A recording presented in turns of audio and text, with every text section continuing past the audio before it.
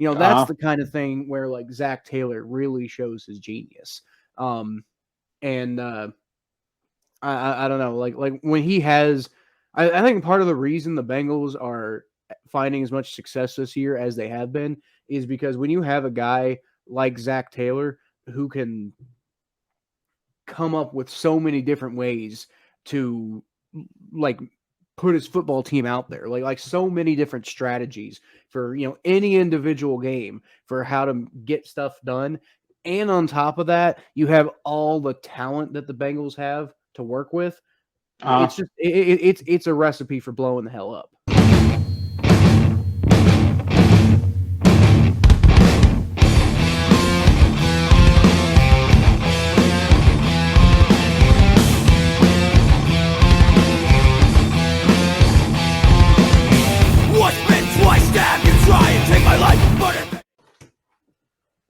All right. So I am drinking a Third Coast. Ow. Just whack myself in the head with the microphone. I'm drinking a Third Coast Old Ale. Not really for any particular reason. I guess the Chargers are a coastal team, right? Third coast. So yeah. East Coast, West Coast, and North Coast. Are we talking about the North Coast, the Great Lake region? Well, let's see. This was brewed in Michigan, so probably yeah.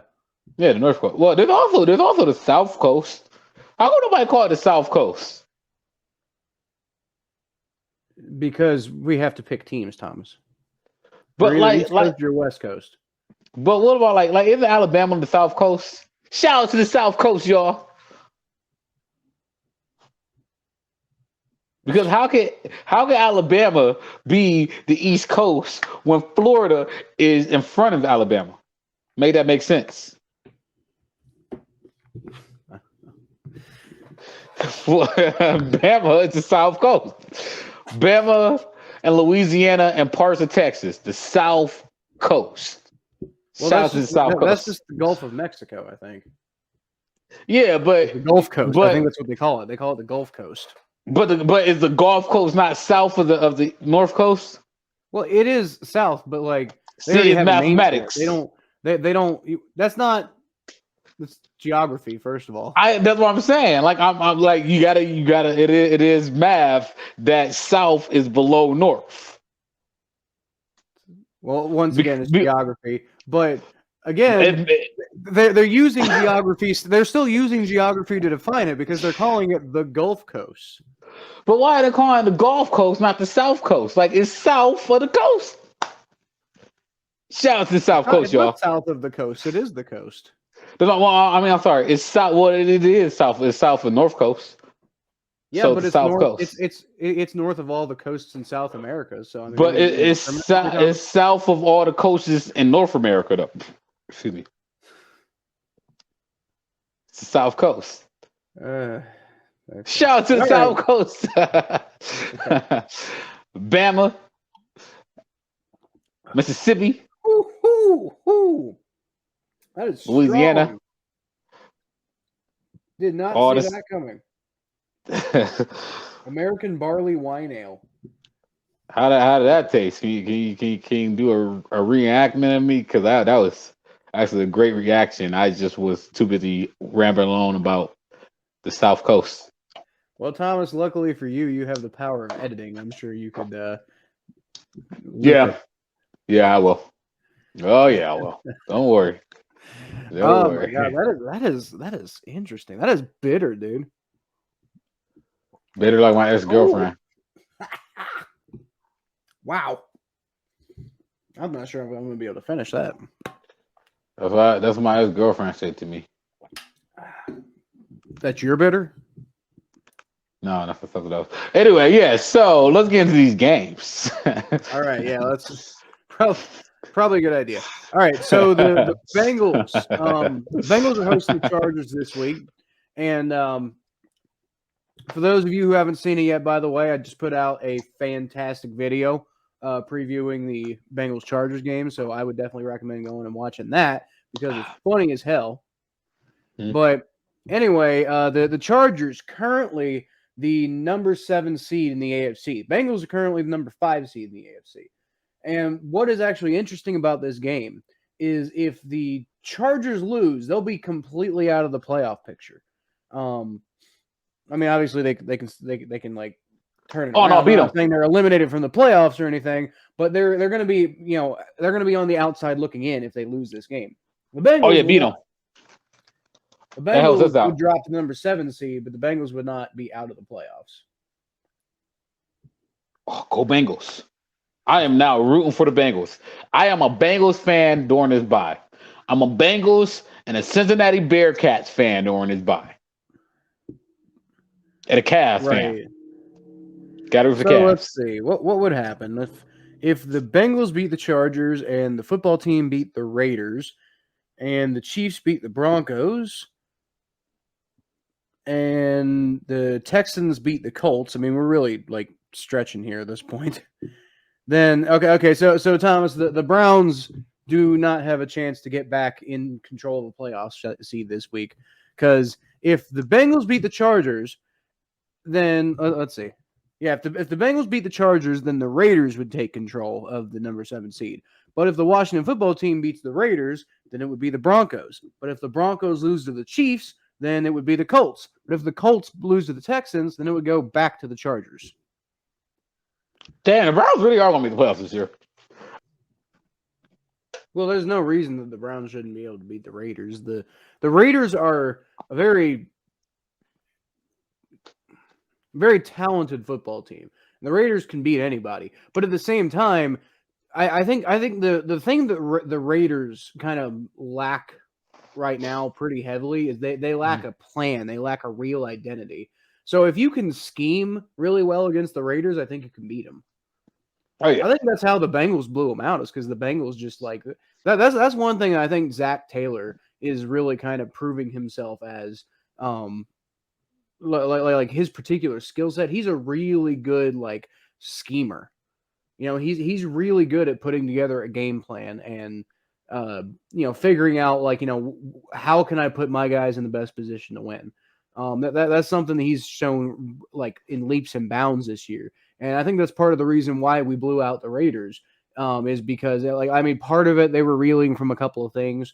But I mean, they've been reeling from a couple of things all season, and I mean, teams like the Cowboys weren't able to beat them, and I think that's partially because Mike McCarthy is not a good schemer. Like Mike McCarthy that's just not who he is as a football coach. Zach Taylor, I think that's his greatest skill set. Yeah. Dude, Zach Taylor can come a long way as a coach. I say that for sure. Well, I think I felt like Zach Taylor was gonna get it figured out eventually.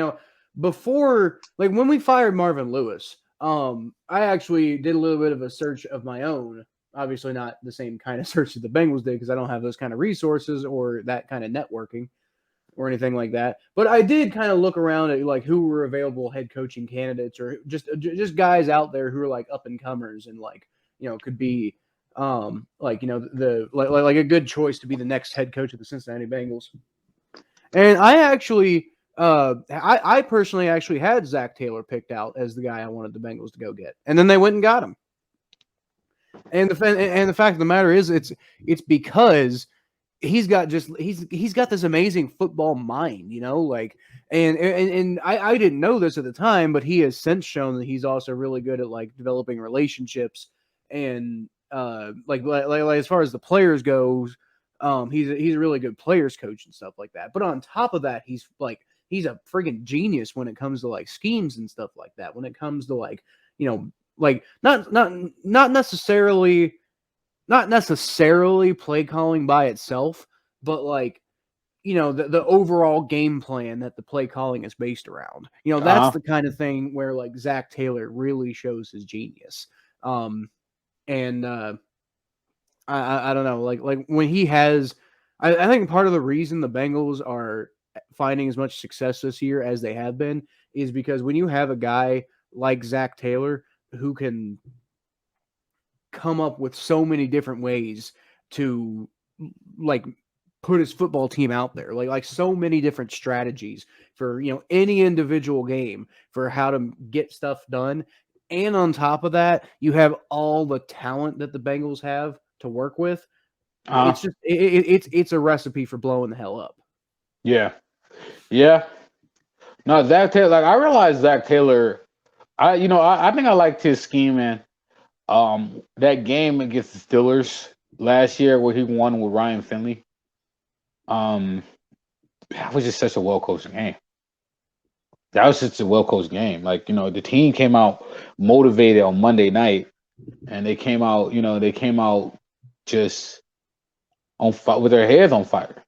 They played hard, and that started with that hit on Juju, and the way they was able to scheme, way he was the scheme, that game plan with Ryan Finley was pretty amazing, and it was just a fun game to watch. And I really think you guys got a diamond in the rough as coach. But no, I might go to Super Bowl. Well, I feel more confident with this iteration of the Bengals, and it's like in throughout the Bengals teams that have been actually good in my lifetime.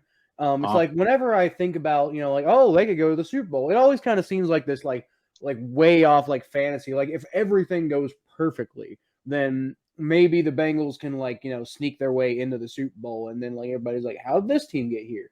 The difference with this current Bengals team is I actually fully believe that. I mean, it would take a little bit of luck, but I think it takes a little bit of luck for any team that makes it to the Super Bowl. It requires being really good, but it also requires being, I think, a little lucky to make it to the Super Bowl. So it would require some luck, but I think the thing is, it wouldn't purely require the Bengals to be just lucky to make it to the Super Bowl this time around. I think this Bengals team is so well composed. They're such a complete team that, I mean, if they don't go this year, then they'll probably go within the next 2 years. I'd honestly be kind of surprised if they didn't, considering how they've been, what they've been showing as far as The Bengals you do. The Bengals to do to make them next level. I know y'all want to go defense in this next draft. Well, actually, no, y'all didn't get off. Y'all didn't get some offensive line help. But what the Bengals would be nice. The Bengals got if the Bengals got a second or third round running back, like a stud running back to go with Joe Mixon. Man, right. We have Chris Evans. Chris Evans is cool. I mean, he's cool, but I don't know, if y'all had if the Bengals had a combination, if Chris Evans got to the level near Kareem Hunt, then you had a combination like Chubb and Hunt, man, y'all be deadly, and y'all be unbeatable. If y'all had come on, Chris Evans is cool. Don't get me wrong. Or even y'all got Dearness Johnson. Put Dearness Johnson in that backfield with Mixon. Oh boy, that'd be cold. Oh boy. I think Chris Evans is just as good as Dearness Johnson. Possibly. Possibly because how much hasn't been used nearly as much as Dearness Johnson's been used there in Cleveland. But when he gets the ball in his hands, that kid does special things. Yeah, no, I mean he's good. No, I'm not saying that he's good. He's good. I'm not taking anything away from him. I think a lot of the Browns running back success is behind the offensive line too, honestly.